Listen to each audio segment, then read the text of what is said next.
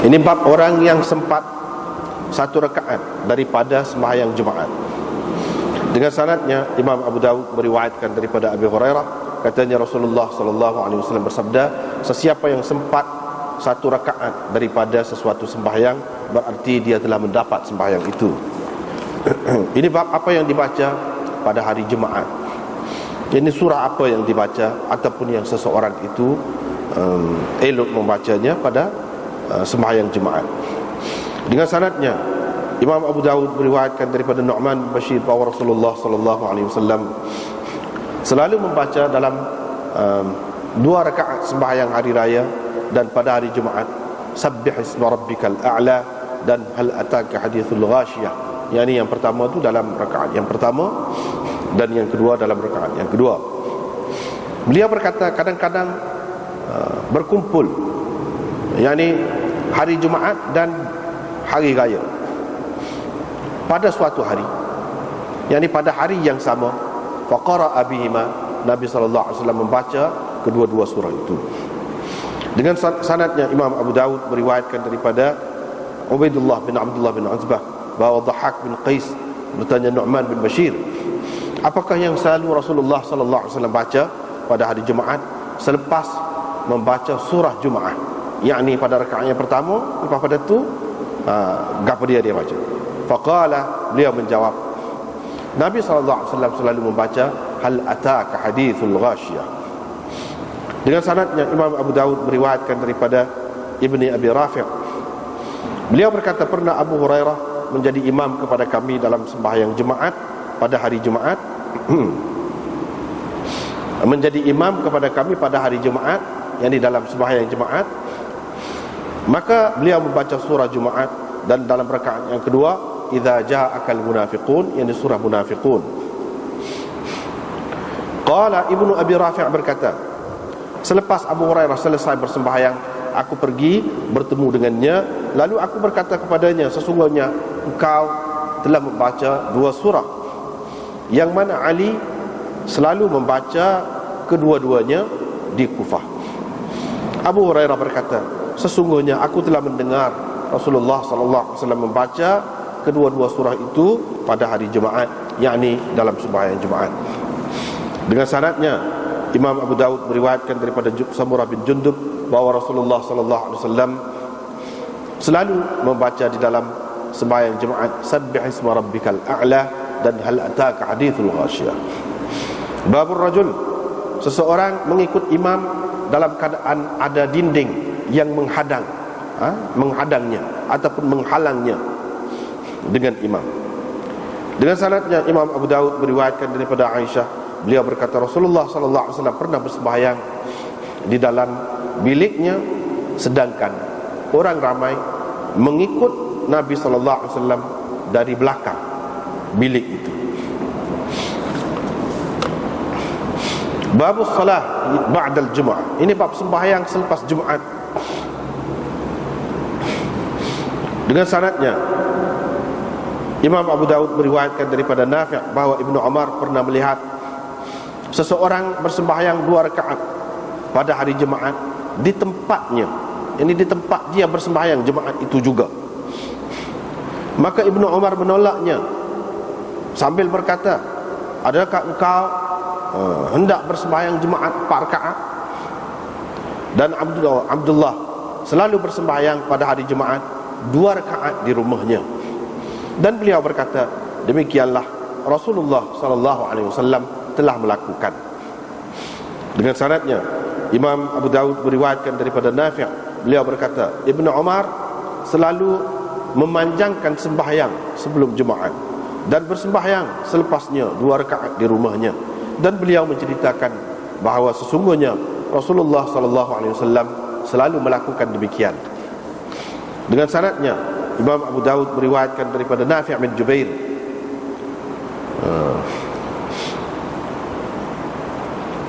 daripada Umar bin Atha bin Abil Khawar bahawa Nafi' bin Jubair telah menghantarnya kepada Sa'ib bin Yazid, iaitu anak saudara kepada Namir, untuk bertanya beliau tentang sesuatu yang pernah Muawiyah tengok daripadanya ataupun padanya berhubung dengan sembahyang. Maka beliau berkata, Sa'id bin Yazid kata, aku pernah bersembahyang bersama Muawiyah dalam Maqsurah. Apabila aku memberi salam, setelah aku memberi salam, aku pun berdiri di tempat aku bersembahyang jemaat itu juga, lalu bersembahyang. Setelah Muawiyah masuk ke dalam tempat penginapannya, dia pun menghantar orang kepadaku, yakni untuk memanggilku. Maka beliau pun berkata, jangan lagi engkau ulangi apa yang telah engkau buat tadi. Apabila engkau telah selesai bersembahyang jemaat, janganlah engkau, maka tidak boleh, kita baca tadi, fala tasiluha bi salatin, maka tidak boleh engkau menyambungnya dengan sembahyang yang lain. Boleh juga kita baca begitu. Satu lagi boleh, fala tasilha. Kalau kita baca begitu bermakna la itu la nahi, maknanya jangan kamu sambungkannya dengan sembahyang yang lain. Sebelum engkau bercakap ataupun keluar, kerana Nabi SAW menyuruh begitu, iaitu satu sembahyang tidak boleh disambungkan dengan satu sembahyang yang lain selagi engkau tidak bercakap ataupun keluar. Dengan sanadnya, Imam Abu Dawud meriwayatkan daripada Atha daripada Ibnu Umar, beliau berkata, Ibnu Umar apabila berada di Mekah, dia bersembahyang jemaat, fasallal jemaat, yakni setelah dia bersembahyang jemaat, dia pun ke depan sedikit, lalu bersembahyang 2 rakaat, kemudian ke depan lagi, lalu bersembahyang 4 rakaat. Setelah beliau berada di Madinah, selepas bersembahyang jemaat, beliau pulang ke rumahnya dan bersembahyang 2 rakaat. Beliau tidak bersembahyang di masjid. Maka ada orang berkata kepadanya, orang tanya dia, apa lagu tu? Dia pun menjawab, Rasulullah SAW melakukan demikian. Dengan sanadnya, Imam Abu Dawud meriwayatkan daripada Abi Hurairah, beliau berkata, Rasulullah SAW bersabda. Ibnu Sabbah berkata, katanya, man kana musallian, yang di dalam sanad dia, dalam riwayat dia kata Nabi SAW bersabda, sesiapa yang hendak bersembahyang selepas Jumaat, maka hendaklah dia mengerjakan 4 rakaat. Wa tamma hadithuhu, hadis Ibnu Sabbah berhenti setakat itu, selesai di situ. Ibnu Yunus berkata, apabila kamu bersembahyang jemaat, maka kamu bersembahyanglah selepasnya 4 rakaat. Qala, perawi berkata, yakni Suhail, ayah saya berkata kepada saya, wahai anakku, kalau engkau telah bersembahyang di masjid 2 rakaat, kemudian engkau masuk ke rumah ataupun ke tempat tinggal ataupun ke rumah, maka bersembahyanglah 2 rakaat. Dengan sanadnya, Imam Abu Dawud meriwayatkan daripada Ibnu Umar, beliau berkata Rasulullah SAW bersembahyang selepas Jumaat 2 rakaat di rumahnya. Abu Dawud berkata demikianlah. Hadis ini diriwayatkan oleh Abdullah bin Dinar daripada Ibnu Umar. Dengan sanadnya, Imam Abu Dawud meriwayatkan daripada Atha bahawa beliau melihat Ibnu Umar bersembahyang selepas Jumaat. Beliau yanmazu an musallahu, beralih dari tempat sembahyang Jumaatnya sedikit, tidak jauh tempat dia beralih. Qala, Atha berkata, maka dia pun mengerjakan 2 rakaat sembahyang. Dia kata lagi, thumma yamshi anfasa, selepas itu dia beralih agak jauh, lebih jauh daripada yang tadi. Lalu beliau bersembahyang 4 rakaat pula. Qultu, saya pun berkata kepada Atha, kata perawi di bawahnya, yakni Ibnu Jurayj, berapa kali engkau melihat Ibnu Umar melakukan demikian? Atha berkata, berkali-kali, banyak kali. Abu Daud berkata hadis ini diriwayatkan oleh Abdul Malik bin Abi Sulaiman, tetapi beliau tidak menyempurnakan riwayat itu seperti tadi. Habislah. Ini masih lagi tentang Jumaat. Imam Abu Daud buat tajuk, sesiapa yang dah satu rakaat sembahyang jemaat, berarti dia dah jemaat itu. Berarti dia dah jemaat itu. Lepas tu dia ambil hadis. Hadis dia tu tak ada sebut jemaat pun. Hadis dia tu disebut secara umum, sesiapa yang dah satu sembahyang, satu rakaat daripada sesuatu sembahyang, tak ada sebut jemaat. Imam Abu Daud nak ceritanya, ya, sembahyang jemaat pun lagu tu juga. Bukan khusus dengan sembahyang hak lain. Sembahyang lain pun lagu tu juga. Sembahyang jemaat pun lagu tu juga waktu dia nak ceritanya. Sebab ada pun riwayat hak sebut tentang jemaat, man adraka minal jumu'ati raka'atan faqad adraka. Ada pun riwayat lagu tu. Imam Abu Daud tak mari hak tu. Dia mari hak umum. Dia mari hak umum ni, dalam hak umum ni pun termasuk juga hak jemaat. Dia nak cerita begitu. Apa makna? Seseorang tu bila dah satu rakaat sembahyang dengan tu imam, berarti dia dah sembahyang jemaat. Apa makna? Adakah makna dia bila dia dah rakaat dengan tu imam, pakai rakaat tu lah. Dia dah rakaat dengan tu imam, katakanlah daripada awal rakaat yang kedua, ataupun dah rokok, paling tidaknya, paling lewatnya dah rokok. Itu makna dah satu rakaat. Apakah maknanya dia hanya padan dengan rakaat tu ya? Bermakna dia dah jemaat tu dengan rakaat gitu ke? Tak ada siapa pun ulama ni Islam dalam dunia ni kata lagu tu. Tak ada. Mana yang ijma' ulama dalam perkara ni? Hadis ni tidak maksud sebagaimana yang zahir difahami, mungkin difahami begitu, tak ada siapa daripada dulu sampai sekarang. Bahkan makna dia nya, kalau dia dah satu rakaat dengan tu imam, dia kena tambahlah satu lagi, jadi dua rakaat lah. Jadi dua rakaat juga sembahyang jemaat tu, dua rakaat kan. Bila dia dah dengan tu imam serakaat, hak dia tak ada dengan tu imam serakaat lagi, dia tambahlah tu. Semua kata lagu tu, dia tambahlah tu. Begitu juga dengan sembahyang yang lain. Kalau dah satu rakaat dengan tu imam, sembahyang tu 4 rakaat kita kata, dah rakaat akhir, bermakna dia kena tambah 3 lagi gitu. Kalau sembahyang 3 rakaat, dah 1 rakaat, bermakna kena tambah 2 lagi. Gitulah. Itu salah satu makna yang difahami oleh ulama. Iaitu kalau orang tu dah, bermakna dia dah lah dengan tu imam tu rakaat tu, dia perlu tambah hak tak ada tu lah berapa. Dia perlu tambah. Itu satu maknanya. Yang kedua, sesiapa yang dah hak ni dalam hadis ni, satu rakaat daripada sembahyang, berarti dia dah sembahyang. Apa makna? Makna dan dapat fadilat sembahyang jemaah. Dapat fadilat sembahyang jemaah tu. Dan dah dapat sembahyang tu makna sebagai jemaah. Itu yang kedua.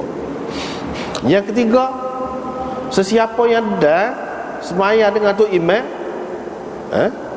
sembahyang jemaah, dah satu rakaat jemaah maksudnya, bukan sembahyang lain, bermakna dia dah sembahyang tu. Dia dah sembahyang tu, yang ni sebagai sembahyang jemaah. Tak perlu buat zuhur, tak perlu buat zuhur. Kalau dah satu rakaat. Tapi kalau kurang daripada satu rakaat, itu lain cerita. Kurang daripada satu rakaat itu lagu mana? Dia dah dengan tu imam pada rakaat yang kedua setelah tu imam tu bangun daripada rukuk. Yang ni dia dah pada ketika i'tidal. Itu mana tak dah serakaat. Bila dia tak dah serakaat tu, mengikut jumhur ulama, Imam Syafi'i, Imam Malik, Imam Ahmad dan ramai lagi orang lain-lain, dia kena sembahyang zuhur. Sudah sembahyang zuhur. Walaupun dah ikut tu imam tu, dah ikut tu imam tu, Tetapi tak ada rakaat. Bila tak ada rakaat, serakaat sembahyang jemaah, dia tidak jadi jemaah dah, jadi zuhur. Kena buat zuhur. Maknanya 4 rakaat. 4 rakaat. Tapi bukan makna dia tunggu nanti Tok Imam selesai dah, ikut Tok Imam juga. Cuma lepas pada Tok Imam beri salam, dia bangun sembahyang sebagai zuhur. Itu jumhur ulama kata. Tetapi Imam Abu Hanifah, Imam Abu Yusuf dan Nakhai, ramai lagi yang lain, dia kata bab jemaah ni, sesiapa yang dah 1 rakaat dengan Tok Imam 1 rakaat ni tak kira. Maknanya pada masa Tok Imam sebelum rokok ke, selepas rokok ke, sebelum beri salam ke, dia 2 rakaat je sembahyang. Bukan zuhur. Jemaah juga. Bermakna dia dah sembahyang tu yang disembahyang jemaah. Sembahyang jemaah 2 rakaat. Sembahyang jemaah tu 2 rakaat lah. Lepas pada Tok Imam beri salam, dia bangun sembahyang 2 rakaat. Tak ada ubah niat. Niat jemaah 2 rakaat. Itu kata mereka. Itu kata mereka. Itu pendapat yang ketiga. Pendapat yang keempat, maksud hadis ini ialah sesiapa yang dah 1 rakaat sembahyang, yang ni dah waktu untuk dikerjakan 1 rakaat sembahyang. Bagi orang yang uzur, misalnya orang tu dia mari kotor, dia mari kotor, kira-kiranya kalau dia cuci tu, dia dah sembahyang, zuhur tu kita kata. Tak habis lagi waktu hujung waktu zuhur, kira-kiranya kalau dia dia mari kotor, dia suci tu kena mayat lah. Kena mayat. Jadi kalau sekiranya dia sembahyang, dia dah serakaat, bermakna dia kena mayat lah sembahyang tu. Kalau dia tak ada dalam waktu pun, dia kena qadha. Sebab dia dah sembahyang tu, kewajipan sembahyang tu dah. Begitu juga kalau orang tu balik, dia baru balik tu pada ketika mana? Pada ketika kalau sekiranya dia sembahyang, dia dah serakaat, tak ada sepenuh lah sembahyang tu, tak ada 4 rakaat lah kalau zuhur. Dah kalau sekiranya dia dah buat, itu bermakna dia kena dah. Lepas tu dia tak pandai lagi, kena belajar. Kalau pandai dah sembahyang tu, kena sembahyang selalu. Sebab bermakna dia dah kewajipan sembahyang tu, wajib dah atas dia sembahyang. Kalau dia tak sembahyang pada waktu pun, kena qadha dah, wajib atas dia. Itu maknanya. Itu hadis ni macam-macam fahaman ulama tu. Ni kata gini, ni kata gini, ni kata gini. Itulah beberapa pendapat. Tak apalah.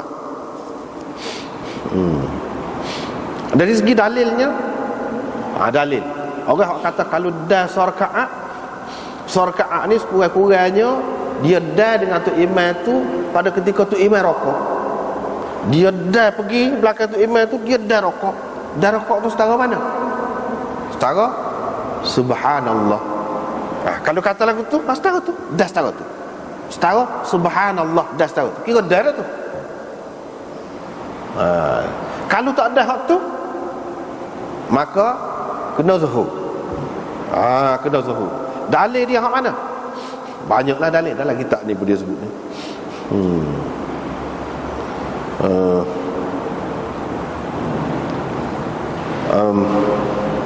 Ada dalil Imam Syafi'i, Imam Muhammad bin Hasan, riwayat Daraqutni ni.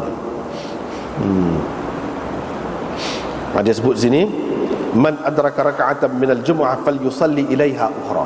Sesiapa yang dah serakaat sembahyang jemaah, tambah serakaat lagi lah. Kalau dah serakaat, dah tu seperti kita kata saat ni lah.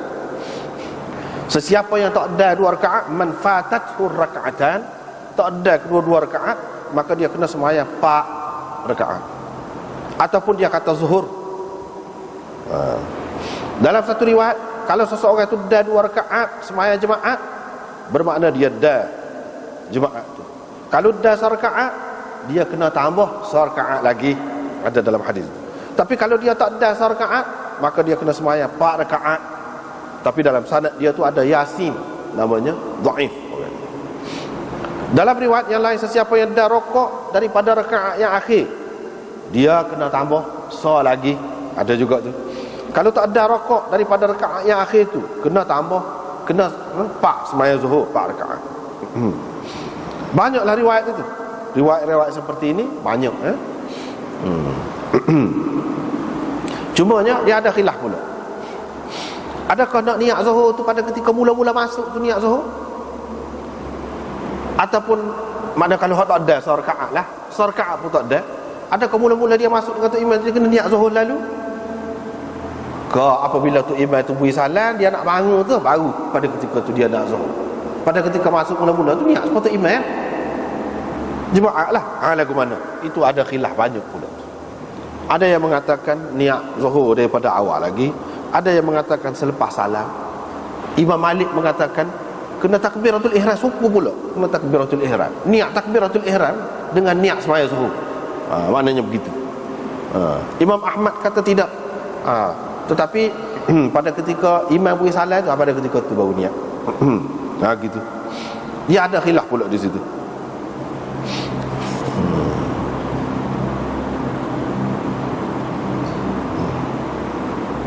Dan pendapat Imam Ahmad juga satu lagi, iaitu pada ketika dia mula-mula mengikut lagi niat dah sembahyang zuhur gitu. Imam Abu Hanifah dan Abu Yusuf dia pegang dengan riwayat Bukhari dan Muslim. Dia pun ni orang dulu lagi pada Bukhari dan Muslim. Riwayat Bukhari dan Muslim tu mudah untuk kita hak dia ni, iaitu ma adraktum fasallu wa ma fatakum fa'timmu. Hak mana dah dengan kamu, hak kamu dah tu sembahyang. Hak kamu tak dah fa'timmu, kamu sempurnakan. Kalau sembahyang jemaah, sempurnakan sembahyang jemaah lagu mana? Sembahyang jemaah 2 rakaat, yang mana ada 4. Dia kata hak mana tak ada. Dia tak ada sebut sini tak ada tu, tak ada rokok kan tak. Tak ada langsung. Tak ada langsung mana? Tak ada dengan tu imam. Barulah sembahyang zuhur. Tapi kalau dah sebelum salat 2 rakaat juga. Pasal apa dia pegang dengan hadis ni? Jadi masing-masing ada dalil lah. Ada benda ni guna khilaf. Khilaf. Lepas tu apa yang dibaca dalam sembahyang jemaah? Hak dibaca dalam sembahyang jemaah ni, ni tak ada gap dia ni dari segi kelebihan lah. Kalau baca hak lain tak baca hak ni susah juga, boleh juga. Cuma hak ni sunnah Nabi SAW. Kalau baca hak ni sama pun tak apa. Sebab Nabi SAW selalu baca hak ni. Hak dia bacanya surah Jumaat, surah Munafiqun, ataupun Sabbihis, lepas pada tu hal atah. Hak tu lah sekitar tu lah baca. Hak kita duduk buat tempat kita ni ya dah betul dah. Hak tu memang tepat seperti yang di dalam hadis ni. Tapi kalau baca hak lain bukan tak boleh. Boleh juga. Cuma Nabi SAW banyak kali buat lagu ni, baca lagu ni. Hak tu lah hadis ni. Nak ceritanya dalam sembahyang Jumaat ni, hak sunnah Nabi, hak biasanya baca gam. Dan kalau kita ikut tu boleh. Semua ni supaya Abu Hurairah, Sayyidina Ali duduk di Kufah dia sembahyang lagu tu. Abu Hurairah ketika di Madinah dia menggantikan Marwan, gubernur dia jadi tu imam. Dia pun baca lagu tu juga. Nak ceritanya sahabat-sahabat ni ikut Nabi SAW, tak kira di mana-mana pun. Itulah rekah cerita. Ini bab seseorang tu mengikut tu imam dalam keadaan ada dinding, ada penghadang ataupun penghalang, boleh ke tidak? Imam Abu Daud ayat boleh. Imam Bukhari pun pendapat begitu juga, boleh. Yang ni tu imam duduk satu tempat, satu ruang. Ruang itu dipisahkan. Dinding. Dinding di sini maksud dinding ni sama ada dinding rumah ataupun dinding yang dipasang. Dinding daripada tikar yang dipasang untuk Nabi SAW dalam masjid, bukan dalam rumah dia. Dua pendapat situ. Satu pendapat mengatakan memang hujrah ni hujrah rumah dia. Rumah dia dalam rumah. Bermakna sahabat-sahabat ni kira-kiranya dia tahu tu daripada Nabi SAW. Allahu Akbar, sami Allahu liman hamidah, gitu je lah. Dia nampak ke tidak? Dia nampak ke tidak Nabi SAW buat tu? Jawabnya kira-kiranya tak nampak lah. Tak nampak pun boleh juga. Situ. Tetapi kebanyakan ulama mengatakan tidak. Di ni bukan dalam rumah sebenarnya. Kalau dalam rumah dia jadi tak nampak. Tak nampak tu tak boleh. Dia kena nampak gitu imam. Hak ni sebenarnya yang kata hujrah ni hujrah yang dipasang dengan tikar di luar rumah Nabi, dekat rumah Nabi, dalam masjid. Bukan dalam rumah dia, dalam masjid. Sebab itu dalam riwayat lain, dalam Bukhari ke apa, dia sebut orang nampak gerak-geri Nabi tu, lembaga Nabi tu orang nampak. Bermaknanya tikar ni dia bayar-bayar gitu. Dia bayar kan, ada lubang-lubang kecil tu, orang nampak gerak-geri Nabi tu. Itu dalam riwayat Bukhari disebutkan, menunjukkan ni bukan dalam bilik dia, dalam rumah dia, tidak, tetapi di sebalik tikar. Yang selalu Nabi SAW pasal tu dia untuk iktikaf dalam masjid. Dia pasal gitulah. Dia pasal tikar, buat sebagai dinding gitu. Alik sana tu pintu rumah dia adalah, tapi dia duduk dalam masjid. Bila dia semayang saat ni, sahabat-sahabat tu nampak. Dia sebut sini dalam Bukharinya, lafaz riwayat Aisyah, dia kata yusalli minal lail fi hujratihi wa jidarul hujrah qasir fara'an nas syakhsan Nabi sallallahu alaihi wasallam. Orang nampak lembaga Nabi sallallahu alaihi wasallam tu. Tengah hari lagi lah nampak, tengah malam pun nampak. Ini menunjukkan kalau dalam rumah dia betul dinding daripada tanah ke, daripada batu ke, tak akan nampak. Ini menyokong pendapat orang yang mengatakan maksud dinding tu iaitu sekadar tadi. Kalau sekadar tadi tak apa, asalkan apa? Asalkan apa?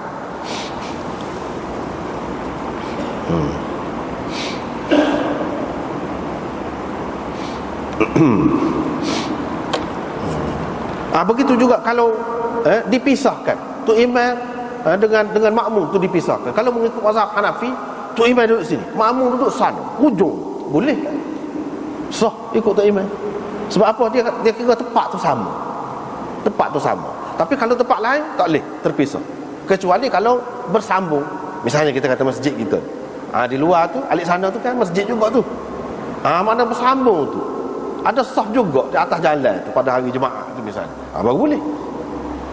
Tapi kalau mengikut mazhab Syafi'i tak apa. Tempat lain tak apa, dipisahkan oleh jalan gitu. Yang pentingnya nampak. Nampak tu tidak mesti tu imam. Makmum tak apa je, hak ikut tu imam, hak nampak tu imam. Yang pentingnya nampak. Dia kata lagu tu tak apalah, mana hal lagu. Begitu juga kalau makmum tu duduk di atas, tu imam duduk bawah, tak apa. Yang pentingnya dia nampak. Dan nampak tu kena nampak dengan mata kepala. Kita tak boleh kata kalau zaman sekarang ni kita pakai TV, kalau kita kata boleh nampak. Kalau mampu lapu lagu mana?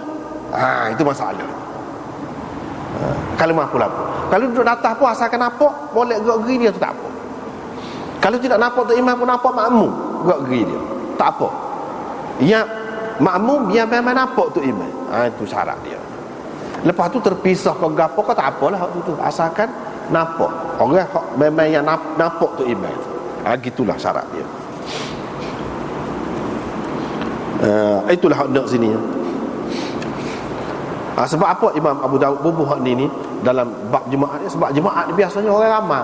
Apabila ramai tu akan adalah terdinding dengan benda ni, terhalang, terpisah dengan jalan, terpisah dengan sungai dan sebagainya. Kalau terpisah dengan sungai, boleh ke tidak? Boleh. Asalkan jangan sungai besar. Benarlah sebab sungai Kelantan tu besar tu.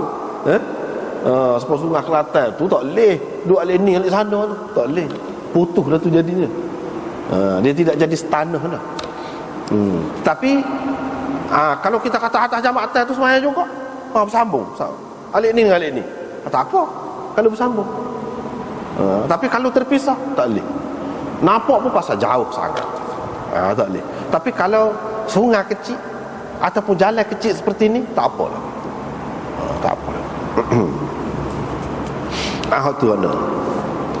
Kemudian babus salah ba'dal Jumu'ah. Ini bab sembahyang selepas Jumaat. Imam Abu Daud buat mari beberapa riwayat di sini. Semua riwayat ni hak mari ni kecuali satu saja. Semuanya menyebutkan sembahyang selepas Jumaat hak adanya.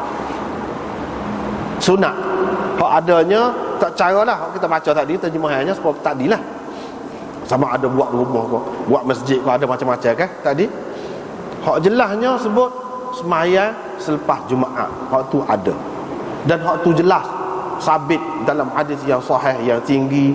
Kitab-kitab hadis mana-mana pun ada belakang tu. Dengan sebab itu Imam Abu Daud buat tajuk babus salah ba'dal Jumaat. bab sembahyang selepas Jumaat. Dia tak sebut sebelum Jumaat. Hak sebelum Jumaat ni dalam bab ni dia sebut sah. Tengok hadis yang kedua. Hadis Ibnu Umar. Ibnu Umar memanjangkan sembahyangnya sebelum Jumaat dan bersembahyang selepasnya 2 rakaat di rumahnya. Dan beliau menceritakan bahawa Rasulullah sallallahu alaihi wasallam selalu melakukan begitu. Hak tu sah. Imam Abu Daud mari sini. Tetapi hadis ini tinggi sanadnya. Tinggi. Mengikut Imam Nawawi ini sahih mengikut syarat Bukhari. Ibnu Hibban, orang ni Ibnu Khuzaimah pun meriwayatkan hadis ini dan mereka mengatakan hadis ini sahih, tinggi. Tahap kesahihan dia tu tinggi. Dengan sebab itulah ramai ulama dalam mazhab ni, pak mazhab ni, dia kata ada sunat sebelum Jumaat dan selepas Jumaat. Dia pegang mana hak ni? Hadis ni dia pegang. Gitu. Orang yang mengatakan tak boleh, dia kata ni tidak jelas. Hak sembahyang sebelum Jumaat ni, kalau kita ambil kira di sini sebagai sembahyang qabliyah, serupa dengan zuhur tu ada qabliyah zuhur, ba'diyah zuhur. Dan hak lain-lain tu qabliyah, ba'diyah gitulah kan. Tidak lagu tu. Semata-mata sunat. Sunat mutlak. Apa-apa sunat. Itu maksud dia. Bukan sunat qabliyah. Hak ba'diyah tu ada sebagai sunat ba'diyah. Situ ya dia beza. Baik, kita tengok kitab kita ni dulu. Ibnul Qayyim, ulama berselisih pendapat, adakah Jumaat ni ada sunat qabliyahnya atau tidak ada. Sekumpulan ulama menafikan. Dia kata tidak, tak ada sunat sebelum Jumaat ni. Dan mereka bersungguh-sungguhlah dalam menafikan hak tu.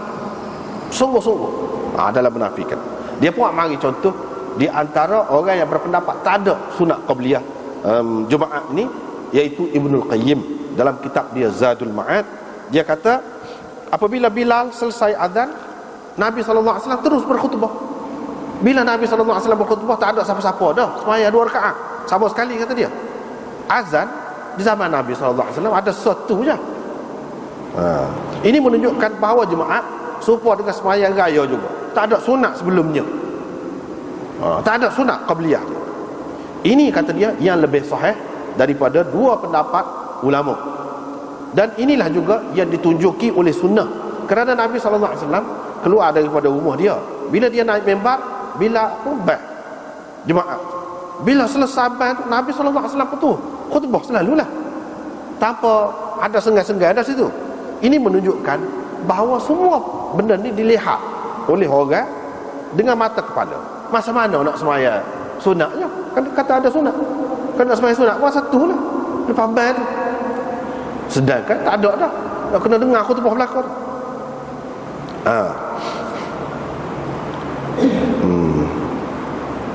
Hak kita sebut ni tidak ada sunat sebelumnya, kata dia.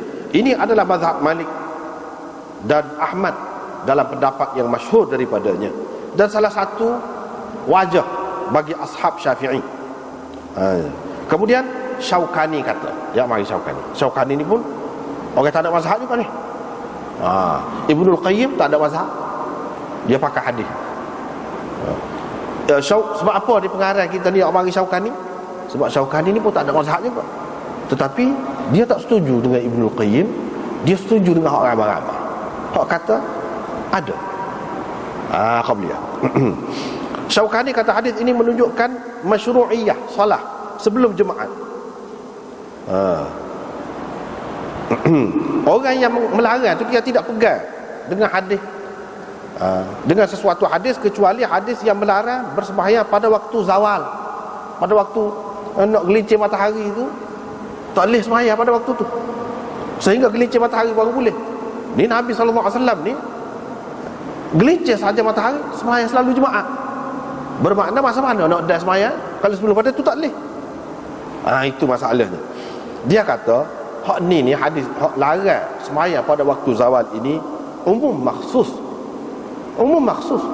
Hari Jumaat tak, kecuali hari Jumaat tengah tarikh berdiri pun boleh. Ada hadis-hadisnya. Baru ni kita sudah jumpa dah tu.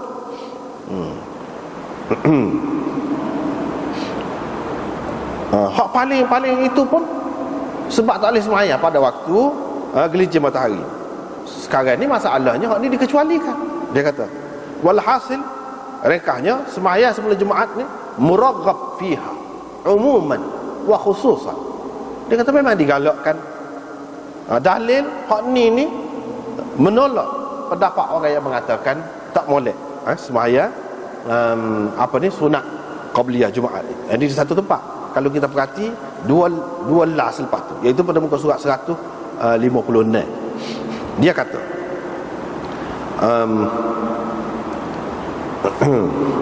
Abu Yusuf kata, saya suka lepas sembahyang Jumaat ni kalau seseorang tu sembahyang 4 rakaat.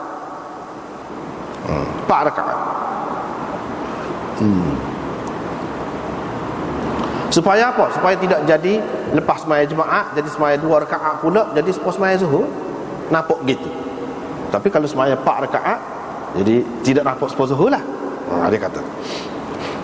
Lepas pada tu sebab sesetengah ulama Syafi'iyah berpegang dengan mafhum hadis ini bahawa tidak ada sunat Jumaat qabliyah, dan setengah-setengah ulama mengatakan bid'ah ni. Faqala as-salatu qablaha bid'ah. Dia kata sembahyang sebelum Jumaat ni bid'ah. Kaifa? Kata dia, macam mana nak kata bid'ah sedangkan hadis ini ada dengan sanad yang jayyid, kata dia. Seperti mana dikatakan oleh Hafiz Iraqi bahawa Nabi SAW bersembahyang sebelum Jumaat 4 rakaat, dan Tirmizi meriwayatkan bahawa Ibnu Mas'ud bersembahyang 4 rakaat sebelum Jumaat dan 4 rakaat selepas Jumaat. Dalam Tirmizi dia ada sebut. Ini juga Thauri, pendapat Thauri dan Ibnu Mubarak. Hak zahirnya Ibnu Mas'ud nak buat lagu tu ni mestilah dia tahu daripada Nabi SAW. Takkan dia mana-mana nak buat. Itu alasan bagi orang yang mengatakan ada qabliyah Jumaat. Baik. Ni dalam kitab. Kita nak tengok kitab lain. Dalam kitab Fathul Bari, syarah kepada Sahih Bukhari, Hafiz Ibnu Hajar, dia kata lagu mana. Kita kena tengok lain pula.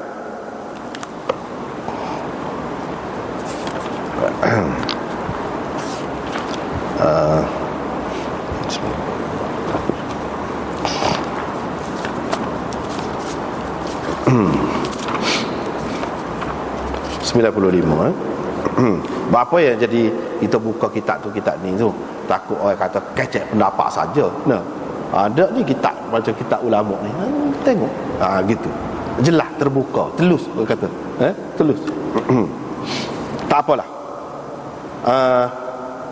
Imam Bukhari buat tajuk lebih kurang Abu Daud juga, tapi lain sikit. Babus salah ba'dal Jumu'ah wa qablaha. Ni bab sembahyang selepas Jumaat dan sebelumnya. Dia buat tajuk lagu. Bukhari ni tajuk dia je lah. Hak itunya, pekoh dia duduk situ. Cara dia gitu. Baiklah. Kalau hak sepatutnya kita kata bab sembahyang sebelum Jumaat dan selepasnya, hak sebelum tu orang sebut dulu kan. Tapi Imam Bukhari tidak sebut gitu. Bab sembahyang selepas Jumaat dan sebelumnya. Hak sebelum tu dia letak ke dia. Apa? Apa gitu. Dia ada maksud dia. Tak apalah. Kita baca sini.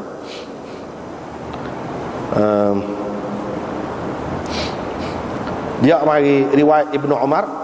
Ibnu Umar kata Rasulullah sallallahu alaihi wasallam bersembahyang sebelum zuhur 2 rakaat. Di bawah bab ni. Selepas zuhur 2 rakaat, selepas maghrib 2 rakaat di rumahnya, dan selepas isyak 2 rakaat. Dan Nabi sallallahu alaihi wasallam tidak bersembahyang selepas Jumaat kecuali setelah dia beralih tempat. Lalu dia bersembahyang 2 rakaat. Dia tak ada sebut hak sebelum. Hak sebelum tu tak ada sebut dalam hadis ni. Sebelum maghrib tak ada juga. Sebelum isyak tak ada juga. Di situ. Situlah yang jadi perbincangan ulama. Tak apalah. Dia kata dalam hadis ni Nabi SAW tidak sembahyang selepas Jumaat kecuali selepas dia beralih, barulah dia bersembahyang 2 rakaat. Beralih tu dalam riwayat lain sebut balik masuk dalam rumah dia lah. Imam Bukhari tidak ada menyebutkan sesuatu hadis berhubung dengan sembahyang sebelum Jumaat. Ni dia tu. Walam yadhkur syai'an fi shalah qablaha Ibnul Munayyir dalam Hasyiah Bukhari dia kata seolah-olahnya Imam Bukhari bermaksud nak mengatakan bahawa zuhur dengan jemaah ni serupa. Imam Bukhari nak qiyas di sini. Dia buat tajuk ni dia nak qiyas. Dia kata qiyas lah ke mana? Sebagaimana zuhur ada qabliyah, ada ba'diyah, Jumaat pun gitu juga. Gitu. Menunjukkan sama zuhur. Sebab apa? Sebab Jumaat ni ganti zuhur. Bila ganti zuhur, hak lain pun serupa tu lah, dia kata. Dan oleh kerana Nabi SAW lebih menjaga hak selepas semaya Jumaat itu, sebab itulah Imam Bukhari mendahulukannya. Hak selepas tu dulu, bukan hak sebelum. Hak selepas tu dia sebut dulu. Sebab apa? Sebab dalam hadis-hadis hak banyaknya hak kemudian tu disebutkan dengan jelas. Adapun hak dulu tidak. Tak apalah. Ibnu Battal berkata, apa yang Ibnu Umar sebut semula tentang jemaah selepas zuhur, dia sebut Nabi SAW sembahyang sebelum zuhur 2 rakaat, selepas zuhur 2 rakaat. Lepas pada tu dah, kalau jemaah dengan zuhur ni sama, apa dia sebut pula? Dia kata Nabi SAW tidak bersembahyang selepas jemaah, suku pula dia sebut. Apa? Itu sebab orang bahas Bukhari itu dia lagu itulah. Dengan sebab Nabi SAW bersembahyang jemaah di rumah dia, berbeza dengan zuhur, kata dia. Itu Bapa gitu, ada royak hikmahnya. Hikmahnya kalau sembahyang situ selalu jadi nampak macam zuhur juga lah 4 rakaat. Sebab tu dia buat suku tempat lain. Gitu. Tak apalah. Ibnu Tin berkata, tidak ada sebut tentang sembahyang sebelum Jumaat di dalam hadis ini. Boleh jadi Imam Bukhari bermaksud mengisbatkannya berdasarkan qiyas.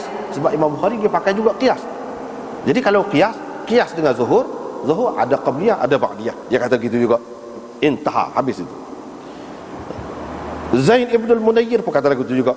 Lebih kurang gitulah. Tetapi Hafiz Ibn Hajar kata yang nyatanya, iaitu Imam Bukhari mengisyaratkan kepada apa yang tersebut di dalam setengah-setengah hadis. Imam Bukhari nak isyarat kepada hak tersebut dalam setengah-setengah hadis. Iaitu yang diriwayatkan oleh Abu Dawud. Ni kalau kita duduk baca saat ni lah. Dan Ibnu Hibban min tariqi Ayyub daripada Nafi', iaitu Ibnu Umar memanjangkan sembahyang dia sebelum Jumaat dan bersembahyang selepasnya 2 rakaat di rumahnya. Dia menceritakan bahawa Rasulullah SAW melakukan begitu. Maknanya Nabi ada buat, Ibnu Umar pun buat. Dia kata Nabi ada buat lagu tu, bermaknanya ada sebelum Jumaat itu. Lepas tu Hafiz Ibnu Hajar kata ihtajja bihin Nawawi. Imam Nawawi berhujah dengan hal inilah di dalam kitab dia Khulasah tentang mengisbatkan adanya sunat Jumaat allati qablaha. Hak sebelum tu ada. Mana sunat qabliyah Jumaat ni ada. Imam Nawawi pegang gitulah. Tapi Hafiz Ibnu Hajar kata wa tu'qiba. Tetapi pendapat Nawawi itu dibantah. Mana dia pun tak setuju juga. Bi anna qawlahu wa kana yaf'alu dhalika. Ni kena baca ni. Aidun ala qawlihi wa yusalli ba'da al-jum'ah rak'atain fi baitihi. Hafiz Ibn Hajar ni sama-sama orang hebat belaka ni. Imam Nawawi pun hebat, Hafiz Ibn Hajar pun hebat. Kedua-duanya Syafi'i. Tak apa. Tapi dalam bab ni tak serupa pendapat. Hafiz Ibn Hajar kata tak betul Imam Nawawi kata tu, dibantah tu. Tidak dipersetujui lah. Dia kata sebab apa? Hak ni Nabi SAW ni dalam hadis Abu Daud ni kan, dia kata Nabi SAW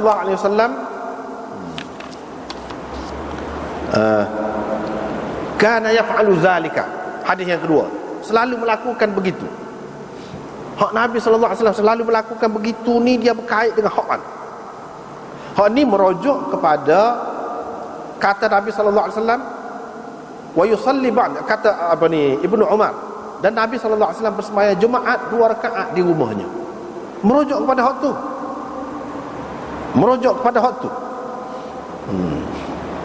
Maknanya Nabi SAW melakukan demikian tu, hak ni berkait dengan hak sembahyang 2 rakaat di rumah tu, bukan berkait dengan hak sembahyang sebelum Jumaat.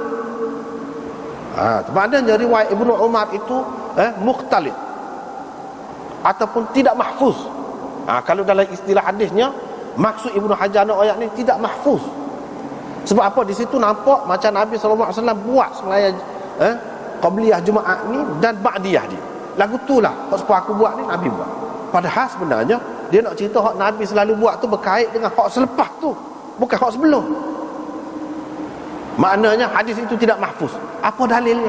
Nak kata lagu tu ni boleh kata begitu, kau ikut surah. Jom dia kata. Dia apa kata? Wa yadullu alaihi riwayatul Laits. Yang menunjukkan hak ni, hak kita kata ni riwayat Laits daripada Nafi' juga. Tadi kan riwayat Nafi' daripada Ibnu Umar. Ni Laits daripada Nafi' daripada Ibnu Umar. Hak tadi Ayyub daripada Nafi'. Hak ni Laits daripada Nafi' daripada Ibnu Umar. Iaitu annahu kana idza shalla al-jumu'ah, apabila dia selesai bersembahyang jemaat, insarafa. Ini Abdullah bin Umar. Dia pun balik lalu bersembahyang 2 rakaat di rumahnya. Thumma qala, kemudian dia kata, kana Rasulullah sallallahu alaihi wasallam yasna'u dhalika. Nabi sallallahu alaihi wasallam selalu melakukan lagu ni. Hak lagu ni hak mana? Hak selepas balik, selepas jemaah, bukan hak sebelum tu. Hak ni riwayat yang mahfuz mengikut Hafiz Ibn Hajar. Maknanya hak mahfuz ni cerita tentang hak selepas jemaah, bukan hak sebelum. Hak sebelum tu tidak mahfuz. Akhrajahu Muslim. Riwayat ni dalam Muslim ada sebut hak lagu tu. Bermakna Ibnu Umar kata Nabi sallallahu alaihi wasallam selalu melakukan begini. Begini tu merujuk kepada hak selepas jemaah. Sebab apa? Dalam riwayat ni dia sebut selepas jemaah. Dia balik semaya di rumah. Lepas tu dia royak kau kan, Nabi sallallahu alaihi wasallam selalu melakukan gini. Gini tu lagu mana? Hak selepas jemaah, bukan hak sebelum. Itu. Mana Hafiz Ibn Hajar tak setuju dengan Imam Nawawi. Adapun hak ni dalam hadis Abu Daud ni, dia kata Ibnu Umar memanjangkan sembahyang dia sebelum Jumaat. Kalau maksud dia iaitu selepas masuk waktu, tak boleh kata dia. Sebab apa?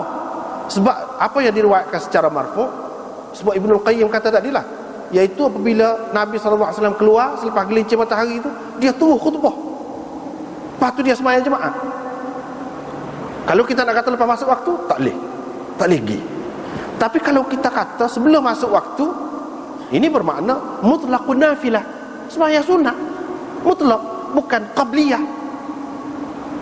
Kalau sebelum pada tu kita tidak menafikan boleh, tapi gapo dia sembahyang tu qabliyah kau gapo dia. Mutlaqun nafilah, bukan salatu ratibah, bukan rawatib. Jadi tidak boleh ada hujah di sini, tidak ada hujah di sini untuk sembahyang sunat jemaah hak sebelum dia tu. Bal huwa tanafful mutlaq, bahkan hak ni sembahyang sunat mutlak. Sebab itulah dalam banyak riwayat dia sebut tak serupa. Sahabat ni sembahyang berapa? 8 rakaat. Sahabat ni 12 rakaat. Sahabat ni lagu ni tak serupa. Kalau qabliyah ada kalau lagu tu. Tidak lagu tu. Dan sahabat-sahabat yang panjang sembahyang dia pergi lama sebelum pada tu. Sebelum jemaah pagi lagi gitu. Nak agak dia sembahyang. Itu maksud, bukan maknanya sebagai qabliyah. Sembahyang sunat memang boleh, sama dia bantahnya. Itu dia. Waqad waradat targhib fihi. Memang ada galakan pun untuk sembahyang sebelum jemaah tu. Memang ada galakan. Sebagaimana dalam hadis Salman dan lain-lain. Haitsu qala, di mana Nabi sallallahu alaihi wasallam bersabda, "Tsumma shalla ma kutiba lahu." Kemudian seseorang tu bila pergi awal tu, dia sembahyanglah sebanyak mana yang Allah takdirkan untuk dia. Lepas tu Hafiz Ibn Hajar sebut, ada hadis-hadisnya hak tentang sunat sebelum jemaah ni, hadis-hadis tapi dhaif belaka kata dia. Dia sebut hak jelas lah, hak jelas, hak tidak boleh ditakwil. Hak tadi dia telah takwil dah, dia sudah kata tidak mahfuz. Hak tu hadis Abu Daud tu, walaupun sanad dia molek, tapi isi dia tu tak jelas. Kita kena tengok hal lain. Maknanya bagi dia tidak mahfuz. Bila tidak mahfuz tak boleh buat dalil. Satu semacam dhaif jugalah dari sudut tu. Jadi dhaif. Umpamanya hadis Abu Hurairah yang diriwayatkan oleh Bazzar dengan lafaz kana yusalli qabla al-jumu'ah rak'atain wa ba'daha arba'an. Nabi sallallahu alaihi wasallam bersembahyang sebelum Jumaat 2 rakaat dan selepasnya 2 rakaat. Dalam isnadnya dhaif kata dia. Ada juga riwayat daripada Ali seperti itu juga, diriwayatkan oleh Athram dan Tabarani dalam Awsat dengan lafaz Nabi sallallahu alaihi wasallam bersembahyang sebelum Jumaat 4 rakaat dan selepasnya 4 rakaat. Tapi dalam sanadnya ada Abdul Rahman As-Sahmi, dhaif juga kata dia. Athram kata ini hadis dhaif. Ada juga riwayat daripada Ibnu Abbas, ada tambah, Nabi SAW tidak memisahkan 4 rakaat, maknanya satu salat gitu. Ibnu Majah pun ada juga mai, tapi dhaif kata.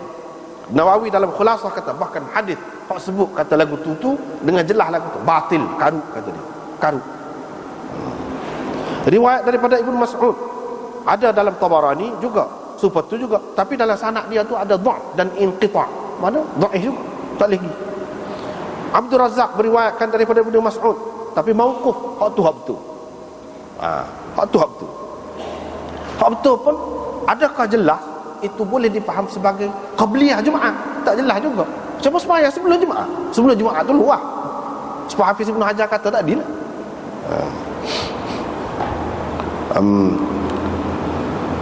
Dan Ibnu Sa'ad meriwayatkan daripada Safiyah, isteri Nabi SAW secara mauquf, serupa dengan hadis Abu Hurairah tadi. Lepas tu dia mari, tak apalah tu. Dia mari tu. Lepas tu Hafiz Ibn Hajar kata, akhir sekali, hak paling kuat boleh menjadi pegangan bagi orang yang mengatakan disyariatkan 2 rakaat sebelum sembahyang Jumaat itu ialah hadis umum yang diriwayatkan oleh Ibnu Hibban dan dikatakan sahih oleh Ibnu Hibban, iaitu hadis Abdullah bin Zubair secara marfu', ma min salatin mafruḍatin illa wa baina yadayha rak'atan. Tidak ada satu sembahyang fardu melainkan ada di hadapannya, yang di sebelumnya 2 rakaat. Hak tu sahih, hak tu paling kuat, tapi umum, bukan khusus untuk jemaah.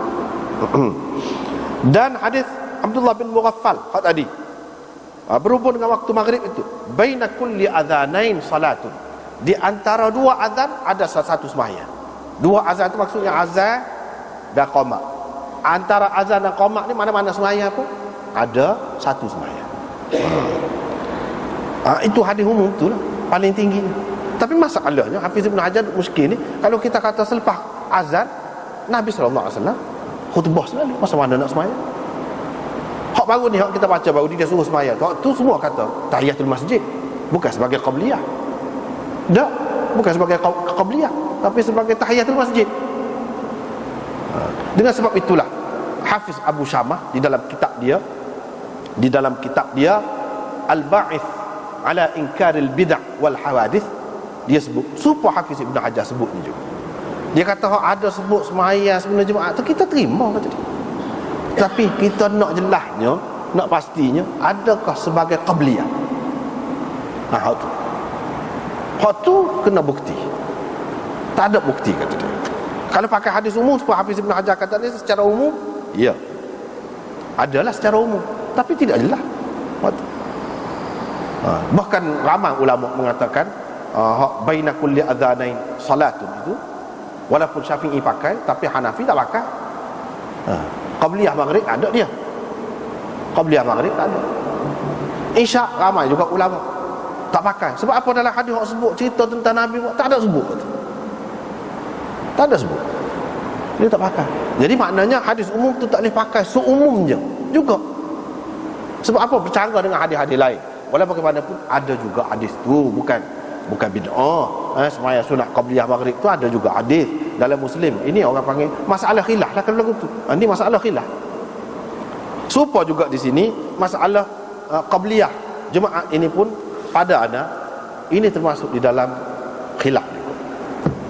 Termasuk dalam khilaf juga. Sebab ada hadis. Walaupun Hafiz Ibn Hajar kata ni, dia tidak kata tidak mahfuz, tapi kita faham lah maksud dia nak katanya hak ni dia tidak mahfuz. Walaupun bagaimanapun ada juga. Sehingga sekian ramai ulama menyimpulkan ada, boleh buat lagu berdasarkan ni. Hak tak terima tu, dia kata tak ada. Kalau setara ni orang panggil khilaf. Sebab apa? Ada hadis ni tak dia nak kata bid'ah. Bid'ah tu anda tak setuju. Ramai juga orang kita kadang-kadang dia kata bid'ah, tak boleh lagi. Kalau nak kata bid'ah pun mana bid'ah yang masih mukhtalaf, bid'ah yang masih khilaf lagi. Hak ni kata bid'ah, ni kata tidak bid'ah. Sebab ada hadis. Ada hadis. Jadi hak ni terpulang. Kita tidak nak kata hak mana-mana, tapi hak lebih kuat sebenarnya iaitu hak tak ada tu. Sebab Hafiz Ibn Hajar kata tu lah. Walau bagaimanapun ini khilaf. Ini khilaf. Jadi hak orang kata dah lepas azan tu selalu sebelum pada tu lah. Sebelum pada tu masuk dah waktu. Tidak makna azan itu macam kita lah ni. Macam kita lah ni kan beberapa azan itu. Mana hak azan hak apa ni depan khatib tu, hak tu masuk selama mana dah. Sebelum pada tu azan pertama lah kita kata. Selepas azan pertama tak boleh dah. Lepas pada tu kita kata ada senggan pun dah. Memang lagu tu boleh lah. Bagi orang yang nak pakai lah, tapi tidak jelas lah. Tidak jelas. Sebab azan ini azan hak zaman Nabi SAW satu je. Hak asal ni. Lepas tu khutbah saja. Khutbah masa mana nak adanya. Dan Nabi SAW buat tu awal benar. Masa mana nak ada. Hak betul lah sebab Hafiz Ibn Hajar kata tu. Maknanya di sini di kalangan tokoh pun sama-sama Syafi'i itu tak tengok mazhab lain lagi. Sama-sama Syafi'i beza. Imam Nawawi kata ada. Hafiz Ibn Hajar kata dia tak kata terang, tapi dia gitulah. Mana dia condong balik kata tak ada. Maknanya benda ni benda khilaf. Kita tak usah bala, tak usah bertegang orang leher kerana hak ni tak perlu. Tapi kadang-kadang siapa jadi renggang, siapa jadi itu, kadang benda-benda ni tak padan. Biar tahu lah, biar tahu kedudukan lagu mana. Orang tak timur tak apa sebab dia kata. Orang nak timur tu lagu mana? Lagu tu. Benda ni masih khilaf. Nak buat pun boleh, tak saya buat pun tak apa. Begitu. Dan Imam Bukhari dia kata sembahyang bab sembahyang jemaah sembahyang apa ni selepas jemaah dan sebelumnya. Apa makna? Imam Bukhari nak ayatnya hak selepas tu hadis dia mari ada berlaku. Hak sebelum tak ada. Dia tak mari tak ada. Bila tak ada tu apa makna dia? Maksudnya dia nak ayatnya hak tak ada tu kalau ada pun riwayat dia tu tidak sahih, tidak menepati syarat dia. Tidak menepati syarat dia. Sebab dia tak mari. Kalau menepati syarat dia tak mari dah ni. Tidak menepati syarat dia. Mana tak kuat mana. Ataupun dia mengisyaratkan hak sebelum itu mana tak kuat lah. Dhaif. Sebab itu tak ada. Dia tak mari. Kalau kuat serupa dengan hak selepas tu dia tak mari dah. Maknanya nak ceritanya sembahyang jemaah ni tidak serupa hak zuhur tu. Kalau hak zuhur tu ada dah juga. Hak jemaah ni kalau kita nak kata serupa dengan zuhur, kita kena tengoklah hak selepas dengan hak sebelum. Hak sebelum ni kita tengok dalam hadis, hak selepas tu ada. Hak sebelum tak ada. Bermakna dalam bab tu tidak serupa dengan zuhur. Begitulah Ibnul Qayyim faham dan ramai lagi orang lain faham begitulah. Walau bagaimanapun duduk situ. Benda ni benda khilaf. Wallahu a'lam.